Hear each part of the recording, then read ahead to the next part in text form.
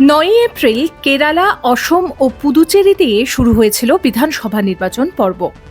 দুই রাজ্য ও একটি কেন্দ্রশাসিত অঞ্চলে এক দফাতেই হয়েছে নির্বাচন। এরপরে গত ২৩ এপ্রিল বুধবার পশ্চিমবঙ্গে প্রথম দফায় ১৫২টি ও তামিলনাড়ুতে এক দফায় ২৩৪টি বিধানসভা আসনে ভোট গ্রহণ হয়েছে। ২৯ এপ্রিল পশ্চিমবঙ্গে ১৪২টি আসনে হল দ্বিতীয় অর্থাৎ শেষ দফার ভোট গ্রহণ।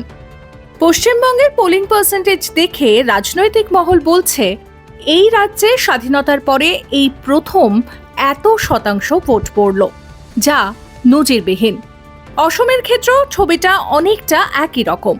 পশ্চিমবঙ্গ প্রথম দফা ৯৩.১৯%, দ্বিতীয় দফা ৯১.৩৩%, দুই দফা মিলিয়ে ৯২.৪৭%। অসমে ভোট পড়েছে ৮৫.৩৮%, তামিলনাড়ুতে ভোট পড়েছে ৮৫.১৫%, কেরালায় ৭৮.০৩%, পুদুচেরি ৮৯.৮৩%। এবার নজরে নিরাপত্তা। পশ্চিমবঙ্গ প্রথম দফা কেন্দ্রীয় বাহিনী ২৪০৭ কোম্পানি, মোতায়েন ছিল ৪০,০০০-এরও বেশি রাজ্য পুলিশ কর্মী।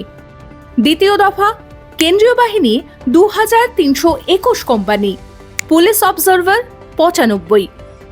অসম কেন্দ্রীয় বাহিনী কম বেশি ২০০ কোম্পানি, লক্ষাধিক কেন্দ্র ও রাজ্য পুলিশ।